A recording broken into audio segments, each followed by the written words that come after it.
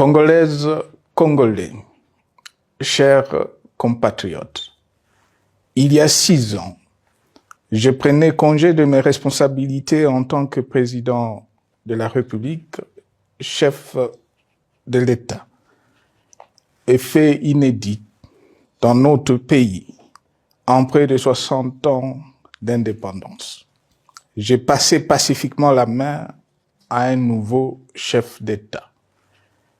Depuis lors, je m'étais imposé un strict devoir de réserve, y compris quand je fais l'objet, directement ou par mes proches interposés, de provocations, de déni de droit, d'humiliation, d'imputations dommageables et d'autres multiples atteintes à ma dignité. D'abord, parce que je suis convaincu que le temps est le meilleur allié de la vérité, un antidote lent mais puissant contre le venin du mensonge et de la délation. Mais aussi et surtout, parce qu'agir autrement aurait fait le jeu de ceux qui, par cette campagne odieuse, cherchaient à détourner l'attention de notre peuple de leur incapacité, aujourd'hui avérée, à répondre à ses attentes et aspirations. J'ai enfin décidé de briser ce long silence, de sortir de ma réserve et de m'adresser à vous parce que l'enjeu est de taille. Il est même existentiel. Non pas pour ma famille politique ou biologique, moins encore pour ma modeste personne, mais plutôt pour la nation congolaise et pour l'avenir de notre cher et beau pays. J'ai décidé de briser le silence parce qu'au vu de la situation que traverse notre pays, continuer à me taire m'aurait rendu poursuivable devant le tribunal de l'histoire pour non-assistance à plus de 100 millions de compatriotes en danger. Je saisis cette opportunité pour partager avec vous mes réflexions et participer ainsi à la recherche de la solution à la crise que traverse notre pays, la République démocratique du Congo, terre de nos ancêtres, car il est gravement malade et son pronostic vital engagé. Mieux que quiconque, vous en êtes conscient, car vous en faites quotidiennement les frais dans votre chair et vous en payez le prix. Mes chers compatriotes, vu l'importance stratégique de notre pays et le rôle qu'il est appelé à jouer, j'avais, de l'avènement au pouvoir du chef de l'État actuel, conclu avec lui un accord donnant naissance à la coalition entre nos forces politiques respectives. À propos de cet accord, beaucoup de contre-vérités ont été dites, y compris, fort malheureusement, par celui qui est censé connaître la vérité, parce qu'en étant l'un de 2 principaux signataires. En attendant qu'au moment opportun, la vérité soit rétablie, preuve irréfutable à l'appui, permettez-moi pour l'instant d'affirmer qu'en ce qui me concerne, la conclusion de cet accord n'avait pour seule motivation que l'intérêt supérieur de la nation. Par cet accord de mutualisation de forces, j'entendais en effet permettre à mon successeur d'exercer dans la direction des affaires de l'État plus de pouvoir effectif que ce que la faible représentation de sa famille politique au sein de la nouvelle Assemblée nationale était en droit de lui conférer. Je voulais par ailleurs faciliter le fonctionnement harmonieux des institutions et éviter à la nation, comme à notre jeune démocratie, d'éventuelles crises politiques qui leur auraient été fatales.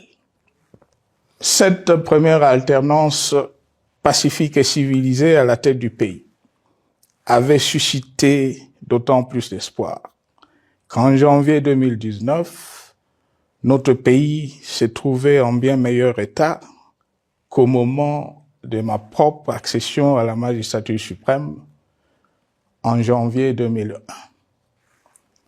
Alors que j'avais trouvé un pays au bord de l'implosion, miné par une longue dictature et des guerres, sans institutions républicaines, économiquement en faillite et socialement déchiré. Bref, un pays dont l'incertitude des lendemains menaçait la stabilité de toute la région. Le 24 janvier 2019, j'avais en effet légué un bien meilleur héritage à mon successeur, à savoir un pays réunifié, largement pacifié et dont les limites territoriales correspondaient exactement à celles qu'elles étaient au 30 juin 1960. Une nation reconstituée, réconciliée et fière de sa diversité. Un État doté d'une constitution progressiste et des institutions fonctionnant harmonieusement. Une économie dynamique et résiliente et débarrassée du fardeau de la dette hérité de régimes antérieurs, du fait de multiples réformes structurelles engagées. Une armée nationale républicaine de plus en plus professionnelle et capable de relever le défi de la défense de l'intégrité du territoire national. Une démocratie en constante consolidation, avec notamment l'organisation sur fonds propres d'un troisième cycle électoral.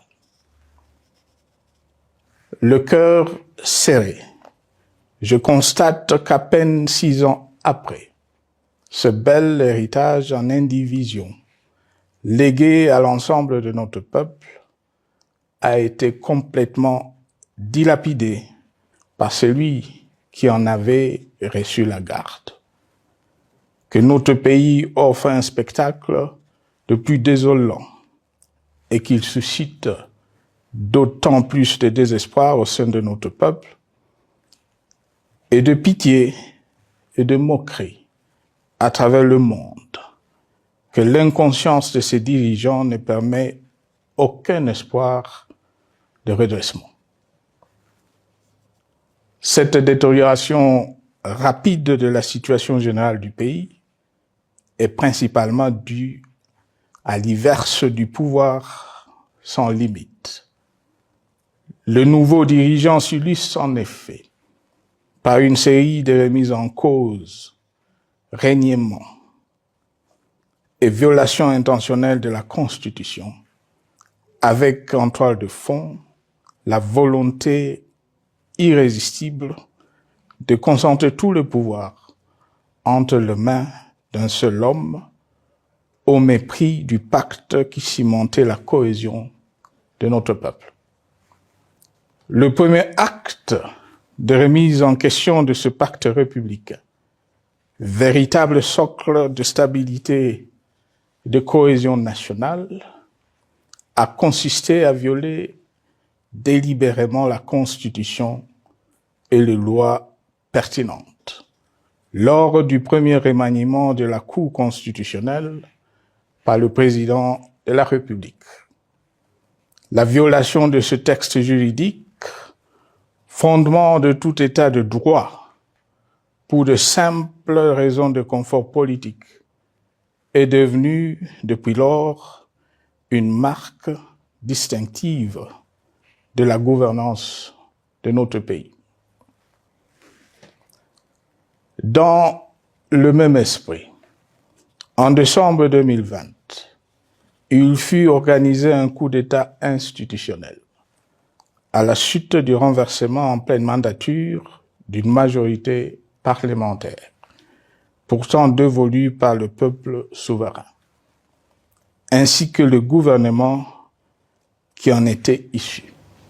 S'en sont ainsi suivis la nomination illégale de membres de la Commission électorale nationale indépendante, ainsi que le simulacre des élections de décembre 2023, organisées en violation du cadre juridique et de normes internationales pertinentes, qui, par une ampleur sans précédent de la fraude, ont amplifié l'illégitimité des institutions et de leurs animateurs.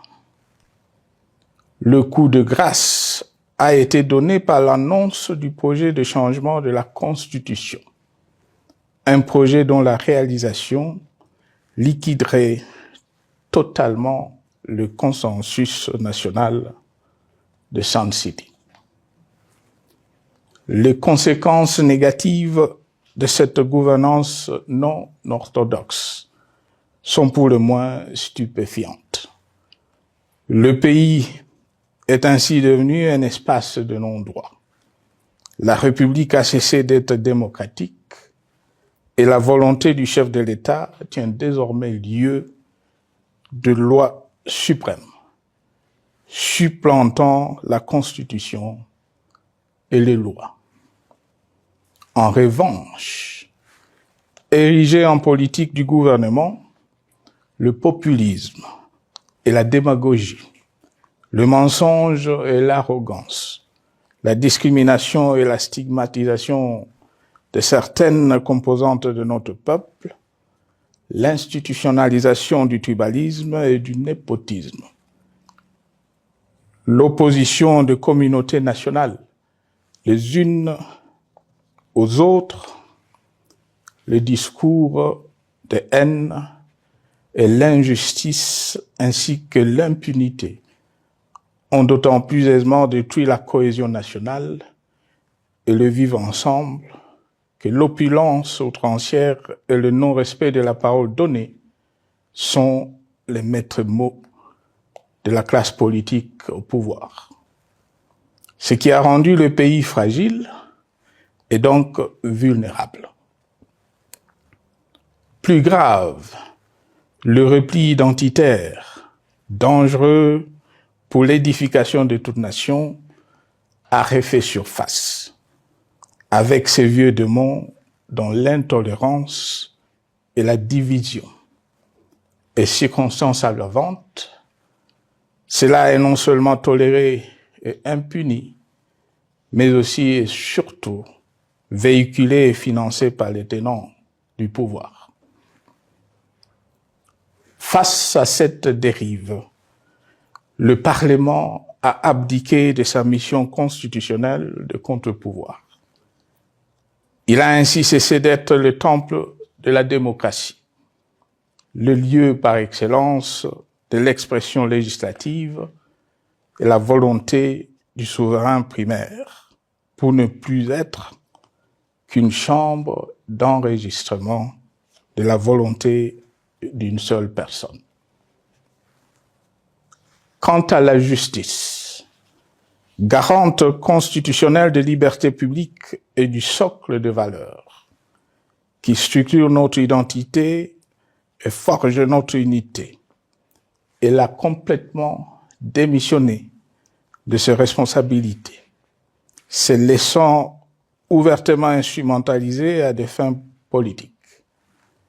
Elle n'est donc plus qu'un instrument d'oppression d'une dictature qui tente désespérément de survivre à contre-courant de l'histoire, par la terreur et l'imposition de la pensée unique. Rôle peu louable, qu'elle partage avec les milices tribales, ainsi que la police et le service de renseignement, eux aussi détournés de leur noble mission de protection des citoyens et de sécurisation de l'État. Sur le plan économique, la situation est de plus inquiétante. Malgré l'augmentation des recettes publiques, essentiellement due à l'arrivée à maturité de toutes les réformes courageusement votées de 2002 à 2018, notamment le nouveau code minier, forestier, des hydrocarbures, des assurances et de la sous-traitance, et un niveau d'aide financière accru de la part des institutions de Bretton Woods. Aucun investissement n'a été réalisé pour doter le pays d'infrastructures modernes, soutenir des réformes structurelles et stimuler la croissance. Par contre, l'inflation et la dépréciation monétaire, jadis vaincues, sont de retour. La corruption et le détournement de deniers publics ont atteint un niveau inédit.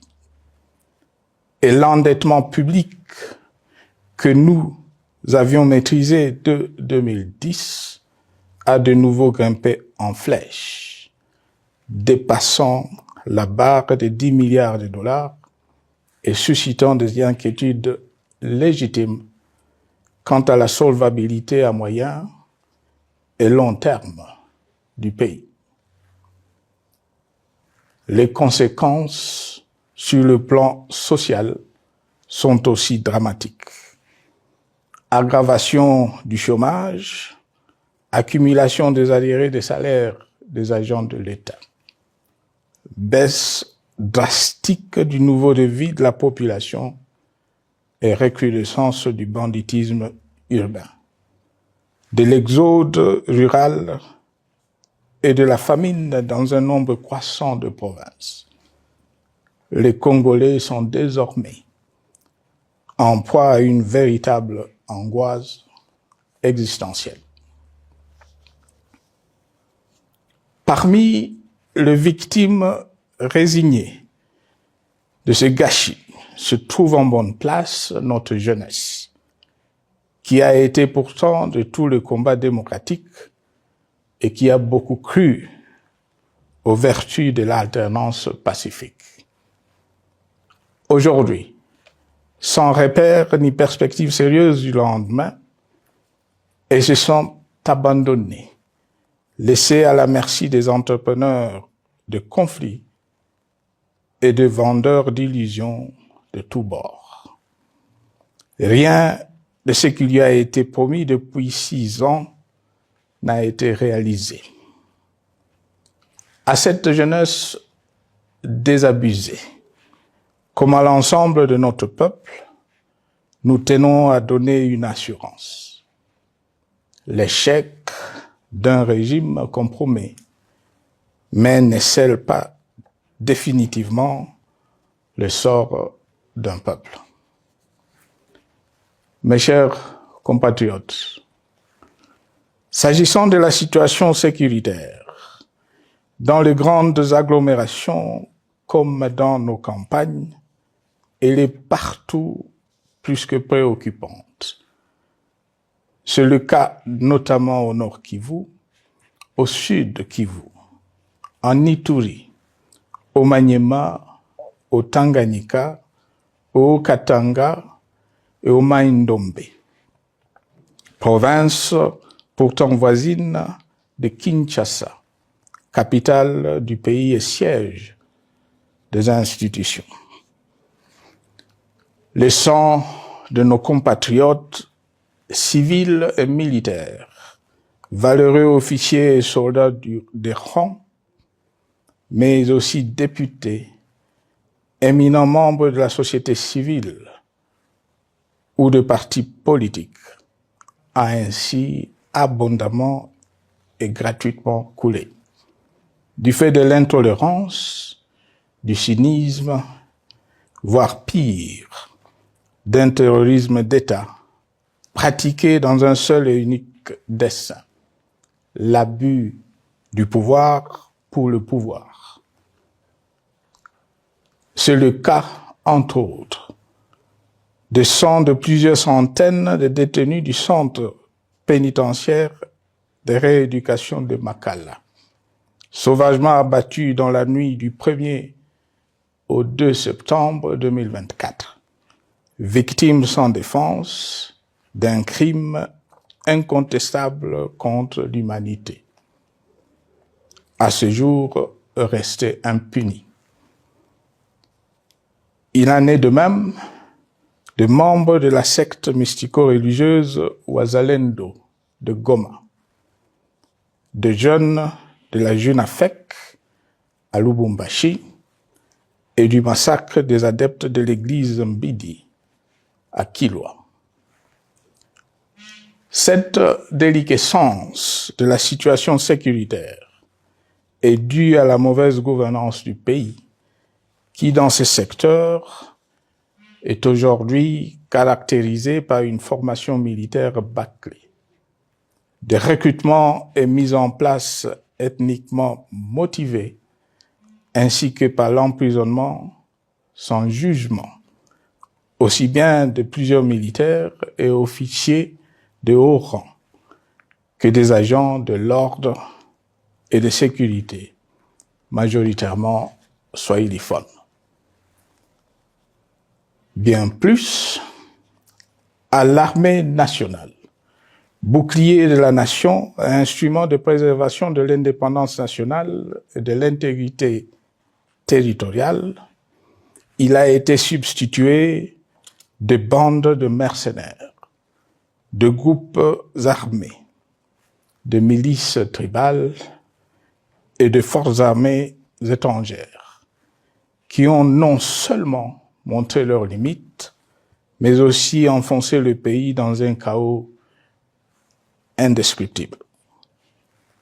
L'État a ainsi perdu le monopole de la violence légitime en sous-traitant aux groupes armés, autrefois maîtrisés, le maintien de l'ordre public et de la tranquillité nationale.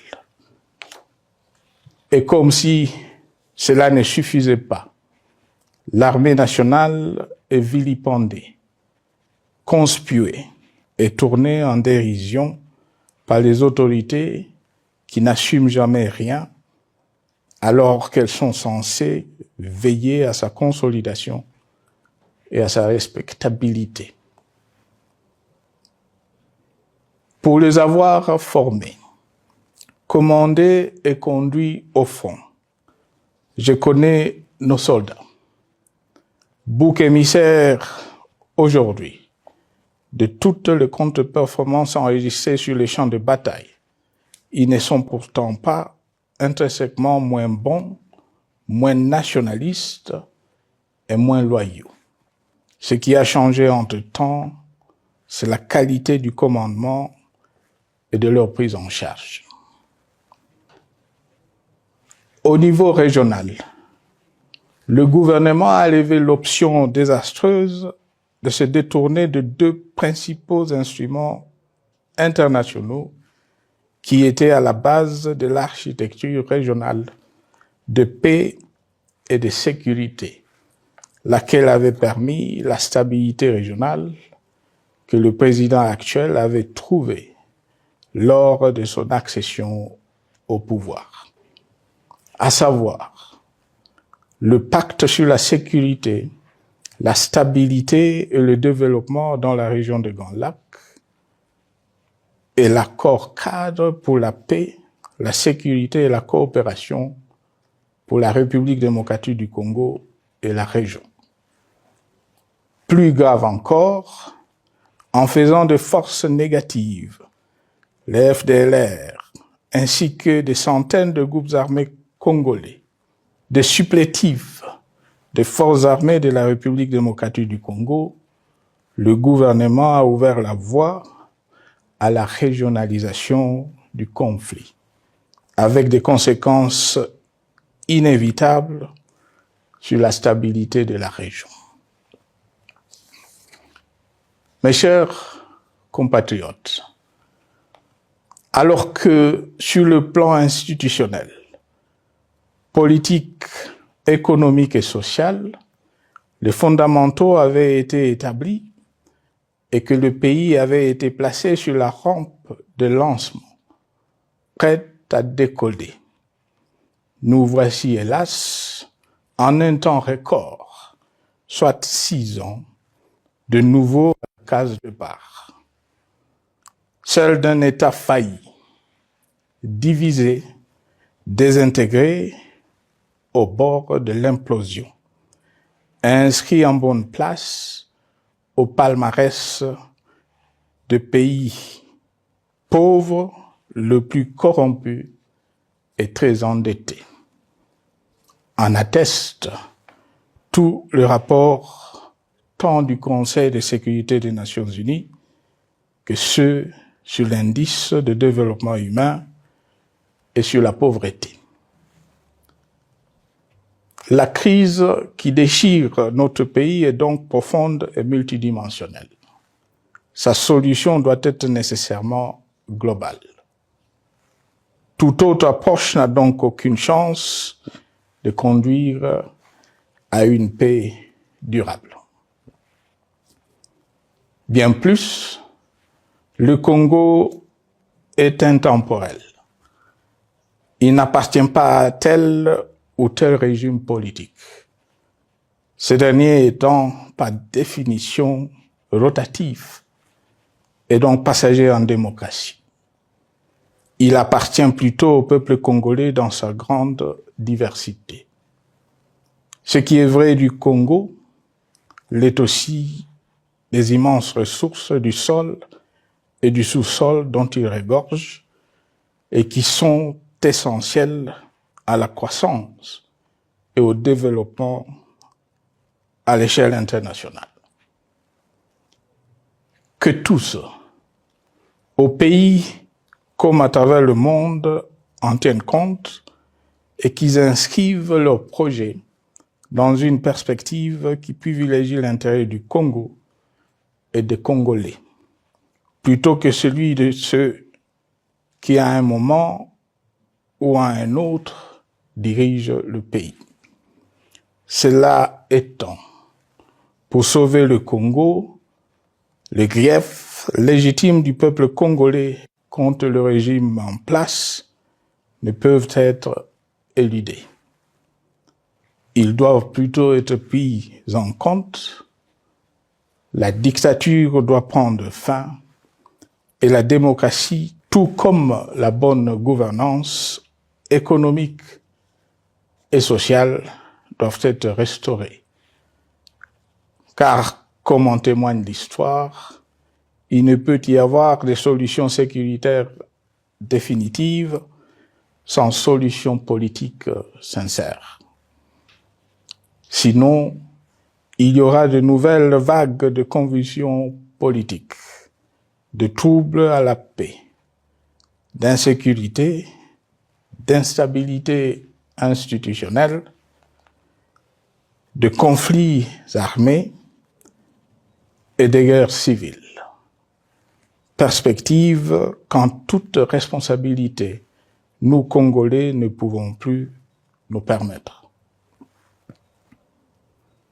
Il est dès lors vital que les multiples initiatives de recherche de la paix, Luanda, Nairobi, EAC SADC, l'Union africaine, Doha et Washington, que nous accueillons favorablement, les considérant comme autant de signes de compassion et de solidarité à notre peuple, soient conscientes de cette exigence. Qu'elles accordent aux Congolais à la fois maîtres de leur destin et premières victimes de cette crise la place centrale qui leur revient de droit, aussi bien dans le diagnostic du mal dont souffre le pays que dans la prescription du traitement dont il a besoin pour en guérir définitivement.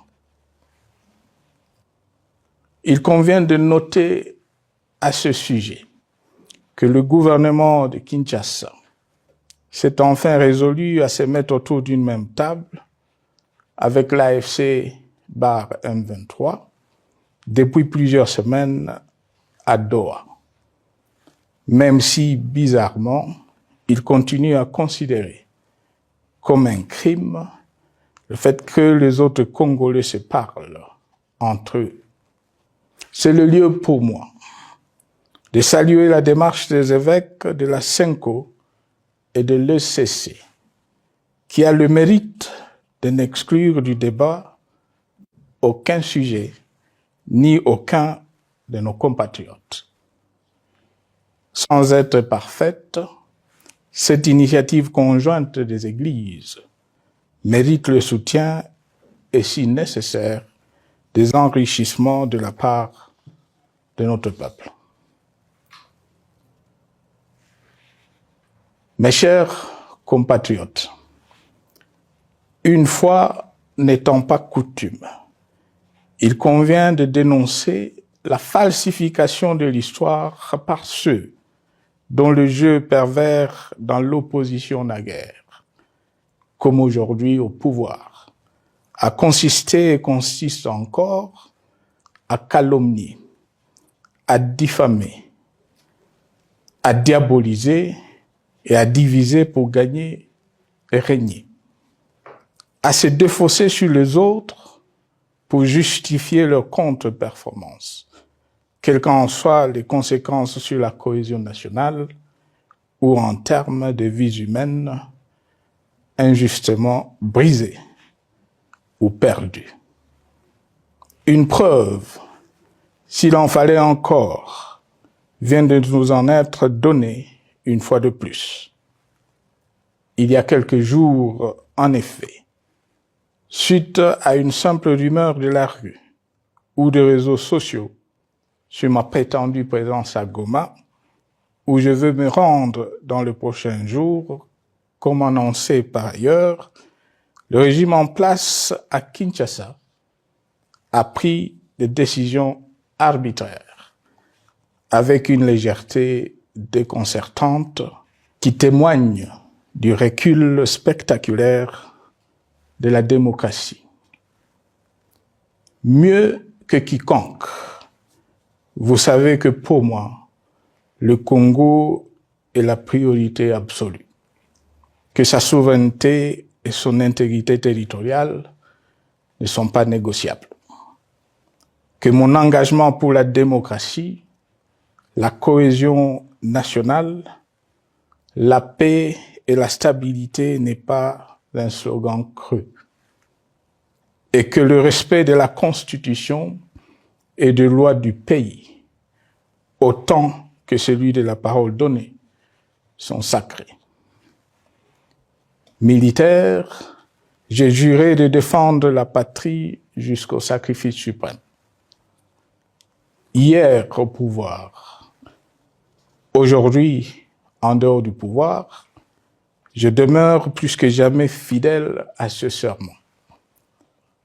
En ce moment où le pays est de nouveau divisé, appelé par le destin, j'ai le devoir d'œuvrer à la recherche de la paix et de contribuer à la reconstruction de notre pays qui se meurt. C'est dans cet esprit que j'ai choisi ce moment pour exprimer ma sympathie à l'endroit de toutes les victimes du conflit en cours, de réconforter et marquer ma solidarité avec la population de la partie orientale. Vous, qui êtes abandonnés par le pouvoir central, qui semble avoir pris le parti de vous punir, entre autres, en déconnectant les institutions financières du réseau bancaire national et en restreignant le mouvement de personnes et de biens. Ces décisions et bien d'autres vous asphyxient et rendent votre vie plus précaire que jamais. J'en appelle aux uns et aux autres, en particulier au gouvernement, d'humaniser les conditions de vie de nos compatriotes de cette partie du territoire national. Ils ont droit à la vie, à la scolarisation de leurs enfants et aux autres conditions du bien-être. En entendant le rétablissement de l'autorité de l'État sur toute l'étendue du territoire national, j'invite les tenants du pouvoir à protéger la population. De même, l'armée, la justice, les autres structures en charge de l'ordre et de la sécurité doivent être véritablement au service de la population et répondre à ses aspirations. Mes chers compatriotes, de par mon expérience dans des situations similaires, le patriotisme et l'humanisme ont guidé le processus de règlement de conflits et ont porté de fruits dans le passé, aussi bien sur les champs de bataille que sur celui des négociations ou du dialogue. Notre pays avait été divisé de quasi-moitié pendant quelques années. La sagesse avait alors prévalu. Nous avions recollé le morceau et le pays a survécu dans son unité. C'est ainsi qu'après quelques années de réflexion sur la crise en cours, après avoir consulté des chefs d'État et des anciens chefs d'État de la région, ainsi que des acteurs politiques et sociaux, nationaux et étrangers, j'ai fait ce jour une proposition qui engage la nation tout entière à un sursaut patriotique pour un pacte citoyen afin de tirer le pays du gouffre. Le travail hardi qui s'impose à nous portera notamment sur les 12 points suivants. 1. Mettre fin à la dictature, mieux à la tyrannie. 2. Arrêter la guerre. 3. Rétablir l'autorité de l'État sur toute l'étendue du territoire national. 4. Restaurer la démocratie en revenant aux fondamentaux d'un véritable État de droit. 5. Rétablir les libertés fondamentales. 6. Réconcilier le Congolais et reconstruire la cohésion nationale. 7. Relancer le développement du pays par la mise en place d'une bonne gouvernance économique, une gestion administrative et financière orthodoxe et une répartition équitable des ressources nationales. 8.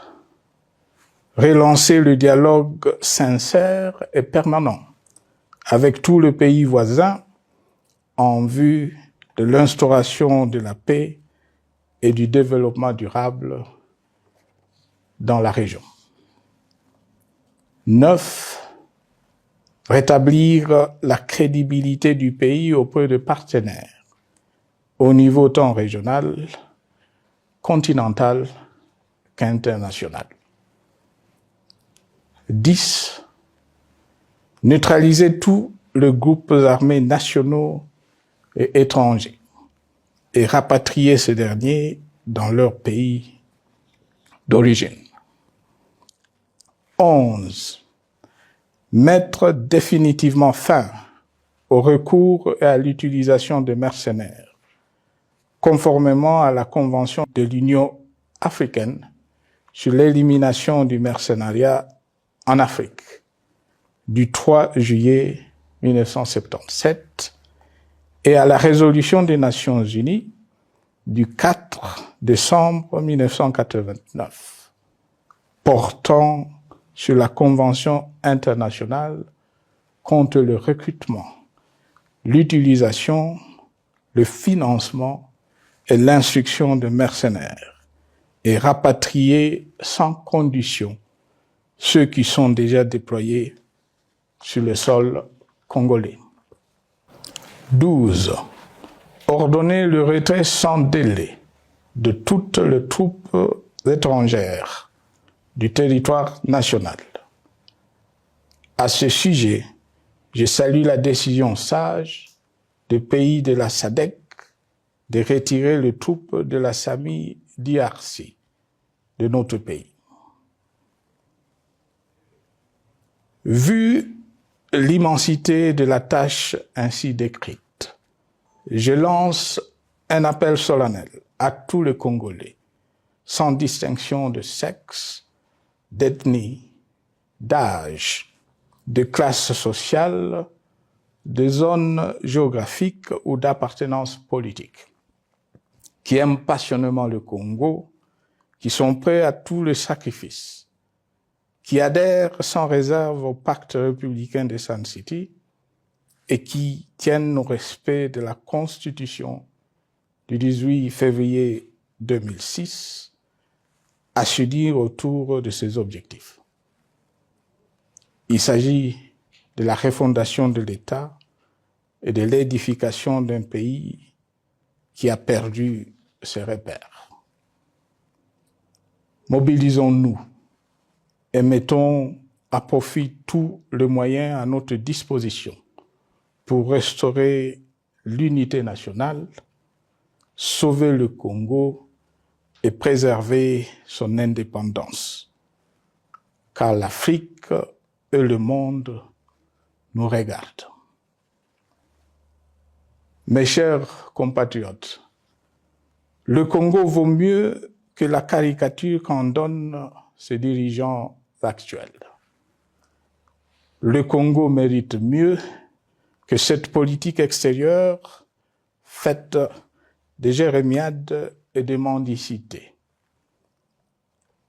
J'ai donc la ferme conviction que le peuple congolais est capable, aujourd'hui comme en 1960, de vaincre le démon de la division, qu'il est capable aujourd'hui, comme au cours de la décennie 90, de vaincre la tyrannie et la tentation du pouvoir absolu.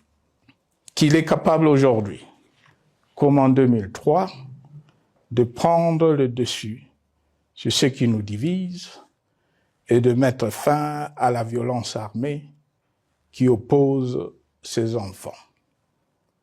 Pour y parvenir, chacun doit jouer sa partition. Je m'engage à jouer la mienne. Que Dieu bénisse la République démocratique du Congo, qu'il bénisse individuellement chacun de vous. Je vous remercie.